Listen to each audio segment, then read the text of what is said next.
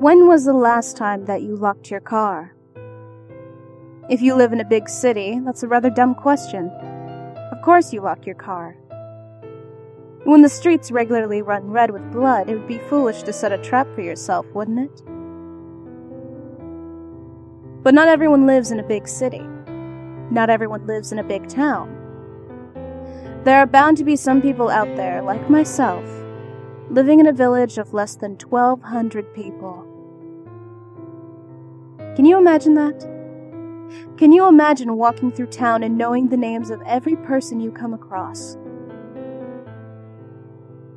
Growing up, always looking at the same small collection of streets, the houses forever unchanging. It is a special kind of hell, one that I am very well acquainted with. The worst part about small towns, though, is the drama. Everyone knows everyone else's business. You can't take a shit without someone talking about the smell. And the worst kind of shit is love affairs. They come with the added benefit of trying to find a partner who isn't related to you in some way. I found one such a boy. Tommy Allo, who came with a set of dark brown eyes, black hair, and slender wrists. He was a foreigner, at least to us. His parents had moved from Mississippi. They could never really be a part of the town because their roots lay somewhere far away. Not that it mattered to me. We were together since freshman year. He was just my type. He was different than the farmer boys that drove their tractors to prom and slapped my ass as I walked down the street. He read books, actual books, with no pictures, and wrote poetry. Oh, sure, it was terrible poetry, but at least he wrote something. Most importantly, he knew about life beyond the shit stain in southern Minnesota. I always imagined he could take me away from here. That was, of course, before he betrayed me. Do you know who he cheated on me with? Anika Reese. Anika Reese. That rich little farmer's brat whose daddy's dairy farm supplied almost all the milk in the state. I always thought Tommy liked girls who could actually read, who had ambitions. Turns out Anika's double D's and gaping cunt rated higher than having a brain. I went from love to hate overnight. It's a thin line that divides them, of course. And dancing along the line is never any fun. So I pushed myself towards hate. And I pushed hard. Tommy may have been from some big city in Mississippi, but he adapted to our ways quickly enough. He stopped minding the smell of pig shit in the mornings. He threw out his fake cowboy boots to avoid becoming the laughingstock of a real country town. He stopped locking his car at night. They say that revenge is a dish best served cold. That, of course, is bullshit. Revenge is best when it's molten. All your hate blinding your inhibitions. It allows you to do things you'd never have done with your conscience intact.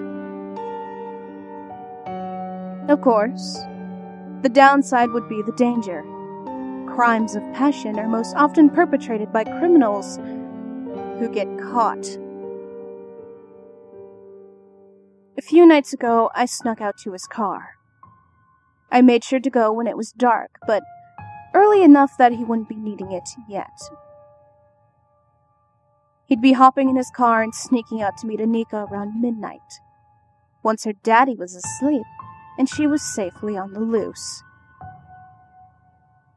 I had about 6 tins of Planters peanuts. For 4 years, I didn't eat any peanuts. Tommy is deathly allergic, you know? He can't even be near the peanuts without his throat clenching up. Perfect.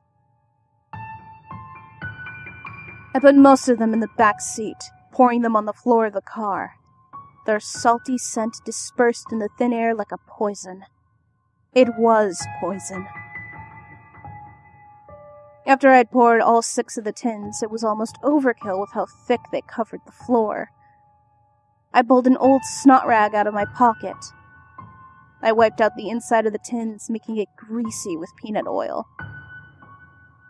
I caressed the steering wheel with the rag, spreading the oil all over its shiny surface. My heart was beating fast with excitement. The car was truly glorious. A death trap if I ever saw one. After that, I waited. I waited in old Miss Mary's bushes. The old bitch is as blind as a bat. She'd never notice me. No one would. When night fell in the little town, everyone retreated to their cozy rooms. The evil that lurks in the darkness of small towns is far more sinister than any commercial New York murder that plays for weeks on the news. It's a secret evil. I waited for a few hours before I saw him stepping out of his house. The awful surge of hatred that overtook me reminded me of how much I used to love him. How much I still loved him, I guess. Love and hate are 2 sides of the same coin. The person you love the most is also the person you hate the most. I let all the hate descend upon me at once. I watched him open his car door. He paused for a moment before sliding behind the wheel. My heartbeat quickened, as I was sure that I'd been found out. Much to my relief, he simply shook his head and got into the car. He must have been in a hurry for his defenses to be down like that. He drove for a few feet before the car coasted to a stop. I watched him flip on the interior lights, his mouth pulling the shapes of a few well-known expletives. I used to love that mouth. Now I felt a chill of pleasure as he took his hands off the wheel and plastered them over his face. A misguided attempt to protect his mouth. I smiled a bitter smile as he pushed open his door and fell out onto the street. He floundered for a while, a fish out of water, a cheater out of his element. I could hear the harsh whistling in his throat before it closed off for good.